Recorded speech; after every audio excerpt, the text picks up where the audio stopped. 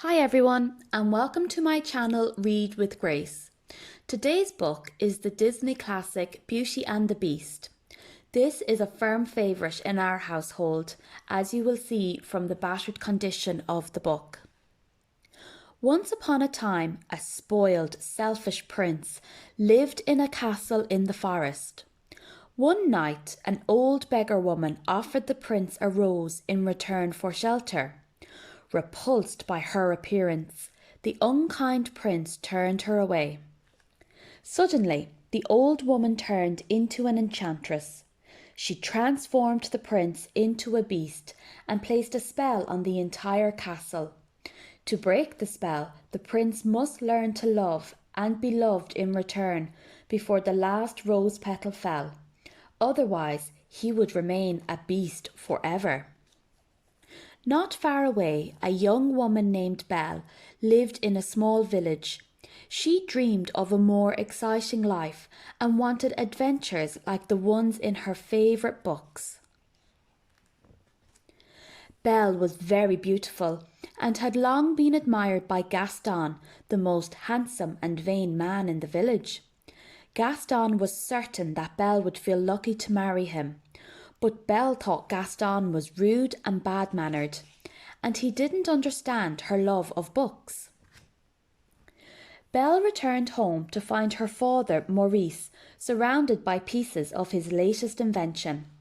"I'll never get this boneheaded contraption to work," said Maurice. "Yes, you will," said Belle, "and you'll win first prize at the fair tomorrow." With Belle's encouragement, Maurice quickly finished his automatic wood chopper. Then he loaded it onto a wagon and set out with his horse Philippe for the fair. Belle knew the villagers thought Maurice was odd, but he was her father and she always believed in him. As evening fell, Maurice realised he had taken a wrong turn. He was lost deep in the forest. When wolves howled nearby, Philippe threw Maurice off and bolted. The snarling wolves cornered Maurice in front of a huge gate. He banged on the gate until it opened, then gratefully stumbled inside. Maurice crept into the enormous castle that lay beyond the gate. Before long, he heard voices whispering. He nervously picked up a candlestick to light his way. "Hello," said the candlestick. Maurice couldn't believe his ears. All of a sudden, the castle seemed full of enchanted objects that could move and talk. The candlestick, whose name was Lumiere, led Maurice to a comfortable chair in front of a warm fire. Suddenly, a terrifying beast stormed into the room. "So you've come to stare," the beast growled. "I meant no harm," Maurice stammered. "I needed a place to stay." "I'll give you a place to stay," the beast snarled. Then he locked Maurice in the dungeon. Meanwhile, Gaston arrived at Belle's cottage. He announced that Belle's dreams were about to come true. He had made all of the preparations and planned for them to marry that very day. "I'm very sorry, Gaston, but I don't deserve you," Belle replied. She opened the door and... splat! Gaston lost his balance on the way out and fell into a large muddy puddle. Gaston's sidekick Le Fou stopped conducting the wedding band and asked Gaston what had happened. Gaston was furious. "I'll have Belle for my wife. Make no mistake about that," he shouted. Just then, a frightened Philippe galloped into the yard. "What happened?" asked Belle. "Where's Papa? You have to take me to him." So Philippe led Belle in the direction of the castle. Belle bravely searched the castle until she found her father shivering and coughing in the dungeon. Before Maurice could warn Belle, the beast lunged from the shadows. He refused to let Maurice go. Finally, when Belle offered to take her father's place, the beast agreed with one condition. "You must promise to stay here forever," he said. Maurice raced back to the village, shouting for help to rescue Belle from a horrible beast, but no one believed him. Meanwhile, Belle met some of the castle's enchanted servants, including a teapot called Mrs. Potts, her son Chip, and a clock named Cogsworth. "That was a very brave thing you did," said Mrs. Potts, thinking about how Belle had saved her father. Belle refused to join the beast for dinner. Instead, she waited until it was late, then crept down to the kitchen. To Belle's delight, the staff treated her to a magnificent feast with singing and dancing. They were thrilled to finally have a guest. After dinner, Belle wanted to explore the castle. The beast had forbidden her to go into the west wing, but Belle was curious. Although Cogsworth and Lumiere tried to discourage her, Belle slipped away from them and went up the stairs. Belle peered into a dark room and gasped. Broken furniture and mirrors lay scattered as if someone had torn everything apart in a rage. Then Belle saw a rose glowing under a glass dome. She noticed that several petals had fallen off. Entranced by its beauty, Belle reached out. But before Belle could touch the rose, the beast burst into the room. "I warned you never to come here," he bellowed. "Do you know what you could have done? Get out!" Terrified, Belle ran from the castle. "Promise or no promise, I can't stay here another minute," she cried. She climbed onto Philippe, who was waiting outside, and raced into the forest. Soon they were surrounded by ferocious wolves. Suddenly, the beast sprang from the shadows.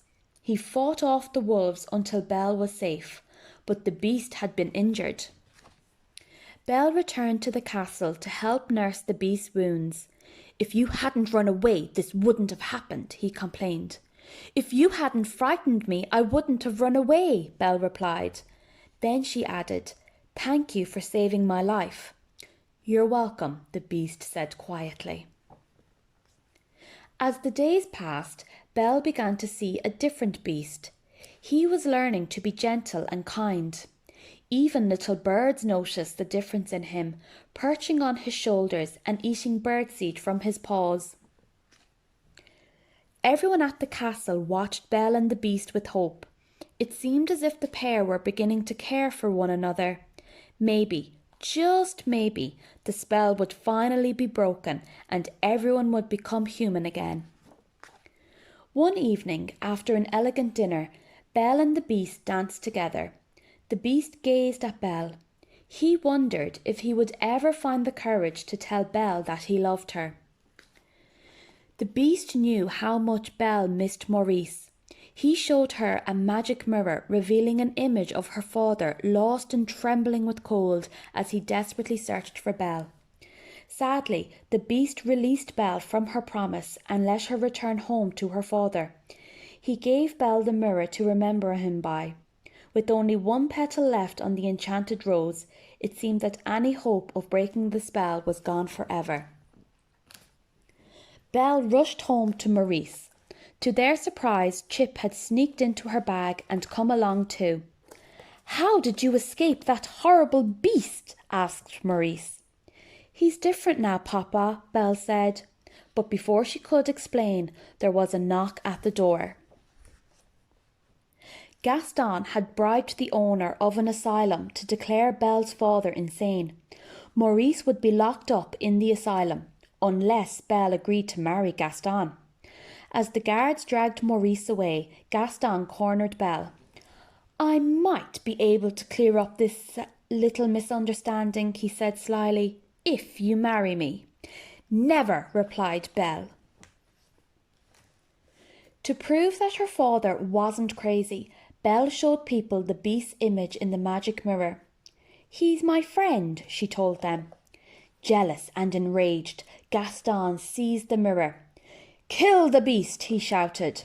Gaston locked Belle and Maurice in their cottage. Then he led a band of angry men to the castle. Boom! The doors shook as the mob tried to force their way into the castle. With Belle gone, the beast no longer cared about anything. Just let them come, he said. The servants tried to think of a plan. When the angry mob stormed inside, the servants were ready. They fought and chased until the men ran away. Only Gaston remained. Finding the beast alone, Gaston raised his bow. When the arrow hit him, the beast staggered back, crashing through the window and onto the castle roof. Gaston followed the beast outside and raised a club. Before he could strike, Belle screamed out from below, "No!" She and Maurice had escaped from the cottage and raced to the castle. Startled, Gaston paused. The beast heard Belle's voice too and was filled with hope. He suddenly found the strength to defend himself. The beast lunged at Gaston, then decided to let him go. He climbed over to a terrace where Belle had run to meet him. All of a sudden, Gaston stabbed the beast. He roared with pain and whipped around, accidentally knocking Gaston off the roof. Gaston plunged through the darkness as he fell to his death. Belle pulled the beast to safety and knelt beside him. "You came back," he whispered. "At least I got to see you one last time." "Please don't leave me," Belle sobbed. "I love you." As Belle spoke, the last rose petal fell. Then, out of nowhere, magical sparkles began to swirl around the beast. He rose into the air, turning slowly in a shower of light. Belle watched in disbelief as the beast began to transform. Magic swirled above the castle as the servants were transformed too. The spell was broken. "Belle!" cried the handsome prince. "It's me." Belle gazed into the prince's eyes. "It really is you," she said in wonder. Later, the servants watched as Belle and her prince waltzed across the ballroom. "Are they going to live happily ever after?" Chip asked his mother. "Of course, my dear," Mrs. Potts replied. And so they did.